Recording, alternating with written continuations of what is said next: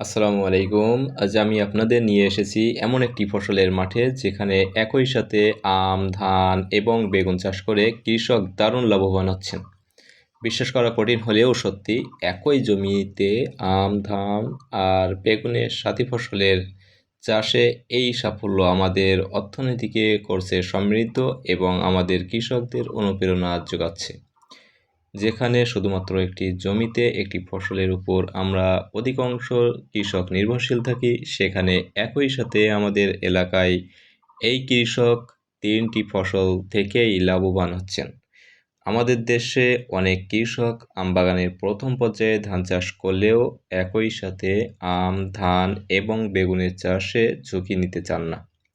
সেক্ষেত্রে আমাদের এই কৃষক এই ঝুঁকি নিয়েছেন, আর তার ফলাফল আপনারা দেখতে পাচ্ছেন। চলুন আজ আমরা ওনার থেকেই জানার চেষ্টা করি সাথী ফসলের চাষে তিনি কি পদক্ষেপ নিয়েছেন আর কোনো সমস্যার সম্মুখীন হয়েছেন কিনা।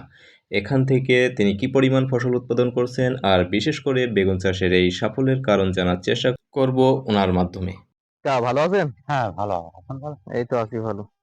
আচ্ছা, আপনি যে আম বাগানের ভিতরে যে এত সুন্দর ফলন ফসল বেগুন উৎপাদন করছেন, হ্যাঁ, তো এই ক্ষেত্রে কি আপনি কোনো রকম সমস্যার সম্মুখীন হন না? যেহেতু গাছের অনেকে বলে এরকম গাছের ভিতরে হ্যাঁ, একসাথে আপনি যে আম আর যে বেগুন হ্যাঁ, চাষ করছেন, এতে কি হ্যাঁ। কোনো সমস্যা না, খুব কোনো একটা সমস্যা হচ্ছে না। দেখা আরো যায় না? ভালো ফলন পাচ্ছি তো, কোনো সমস্যা হচ্ছে না। তাহলে আমে আপনি হ্যাঁ, উপকৃত হচ্ছেন, আর পাশাপাশি হ্যাঁ, বেগুনও বিক্রি করে বেগুনে আমি বাজারজাত করে ভালো উপকৃত হচ্ছেন। ভালো একটা ফলন পাচ্ছি আরকি। তো এখন হলো সব জায়গায় দেখা যায় আপনার বেগুন গাছে হিউজ পরিমাণ হলো ফল ও ডগা ছিদ্রকারী পোকার আক্রমণ।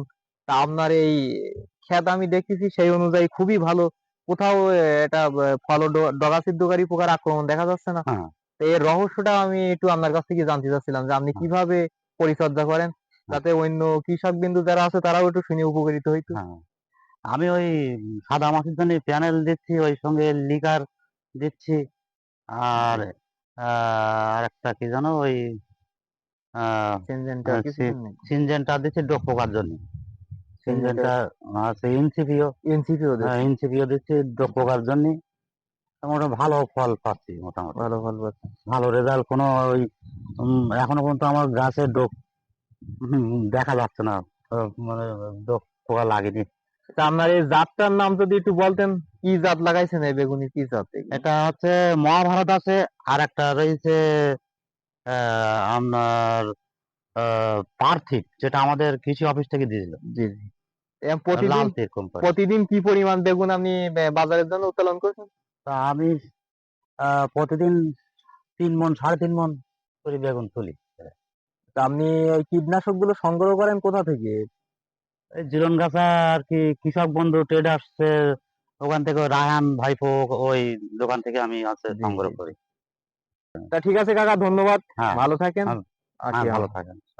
আমাদের এই কৃষকের কঠোর পরিশ্রম, সঠিক চিন্তাধারা, সঠিক বীজ এবং বিষ প্রয়োগের ফলে আজ এই অভাবনীয় সাফল্যে আমরা সত্যিই গর্বিত। আর আমরাও আমাদের কৃষকের বন্ধু ট্রেডার্স প্রতিষ্ঠান থেকে তার প্রয়োজনীয় উপকরণগুলো সঠিক সময়ে তার কাছে পৌঁছাতে পেরে, তার পাশে থাকতে পেরে অনেক ভালো লাগছে। আমরা সকল কৃষি বিষয়ক তথ্য, আমাদের নিজেদের খামার, ভার্মিকম্পোস্ট প্রজেক্ট এবং ফলের বাগানের সকল তথ্য আবরার এগ্রো চ্যানেলের মাধ্যমে আপনাদের কাছে তুলে ধরতে চেষ্টা করি।